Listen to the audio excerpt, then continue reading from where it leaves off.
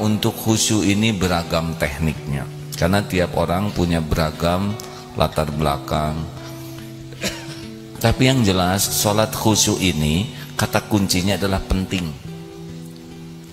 Kita akan khusyuk dalam situasi penting, pasti itu. Kita kurang fokus tuh kalau kurang penting. Jadi yang pertama ini, orang baru bisa khusyuk dalam sholat ketika yakin sholat itu merupakan momen penting. Penting itu menentukan. Coba lihat orang yang mendapatkan vonis serius atau menjelang ijab kabul. Ada nggak yang main-main gitu ya, ngagoler di masjid mau ijab kabul? Mustahil. Saya nikahkan saudara Fulan dengan putri kandung saya dengan mas kawin 1 kuintal emas dibayar tunai. Siap. Nah, pasti dia fokusnya sama komandan yang ini ijab kabul Pak Ulah. Kan ada yang begitu tuh, saya lihat di YouTube. Siap katanya. Salah Pak, dasar tentara yang harusnya terima saya nikah.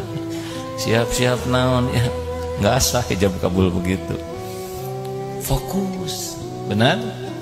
Pernah lihat nggak pemanah yang nggak fokus? Pasti tetangga yang ngejerit. Pertandingan makin penting makin fokus, betul? Pernah ada yang penaltinya nggak fokus? Pasti fokus dengan tekniknya. Jadi pertama kali orang sholat khusyuk tuh dia merasa nggak ini pertemuan penting tidak? Nah, sesuatu dianggap penting kalau kita bertemu dengan yang menentukan, pasti penting itu.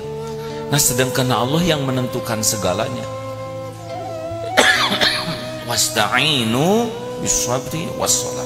Ketika kita sadar Allah yang maha menentukan dan sholat tempat jalannya keputusan itu sholat menjadi penting. Coba yang melamar ke Darut Tauhid atau yang pinjam uang, nggak ada tuh yang pinjam uang sambil main-main. Saya mah ayah sok saya tenan naon da ais kumawe lah habib. Nggak ada, datang bawa fakta. Ini hutang saya, ini aset yang saya miliki, kalau boleh saya pinjam. Khusyuk. Ya kalau nggak khusyuk nggak dipinjemin ya. Jelas hadirin.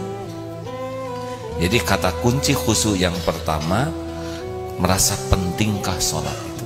Kata kunci yang kedua, paham atau tidak. Silakan baca puisi dalam bahasa Rusia yang tidak dipahami, dijamin tuh nggak khusyuk ya. Kurumuy kerebek tong. Selain yang ngomongnya juga jadi lucu, yang dengar padahal yang dibaca sedih. Nah, penyebab kedua kita nggak khusyuk, udah nggak ngerti bacaan sholatnya. Bayangkan, ihdinas siratal mustaqim, tunjukkan kami kepada jalan yang lurus. Itu kan kata-kata penting. Siratal ladzina an'amta alaihim, minta jalan orang-orang yang diberi nikmat, bukan jalan orang-orang yang dimurkai, bukan jalan orang yang sesat. Coba orang yang minta petunjuk jalan, Pak, boleh tolong tunjukkan jalan saya ke rumah itu Pak, jalan orang yang bahagia, bukan jalan orang-orang yang dipukuli Pak, bukan jalan-jalan orang yang masuk jurang, bisakah Pak bantu? Itu pasti khusyuk kalau dia sadar apa yang dia omongin, benar? Sekarang nanya pakai bahasa mana gitu yang kita sendiri, bahasa suku pigmi gitu, nggak bisa. Jadi masalah kedua adalah satu, tingkat kepentingannya. Kalau udah merasa sholat ini penting, dia serius. Yang kedua, kepahamannya. Kalau dia memahami, menikmati. Dan yang ketiga, ini masalah teknis tumanina. Kalau orang sudah bulat tumanina, setiap gerakan, setiap bacaan itu hadir. Saya belum merasakan tuh disolatkan oleh Allah tuh, enggak. Kalau saya sholat, saya merasa aja Allah sedang memperhatikan saya, Allah menentukan saya sesudah sholat ini. Jadi sekuat tenaga dijaga, gerakan, bacaan hadir, mulut berucap, hati hadir.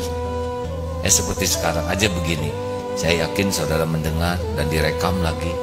Sekuat tenaga hadirlah tiap kata-kata, jangan ada yang sia-sia.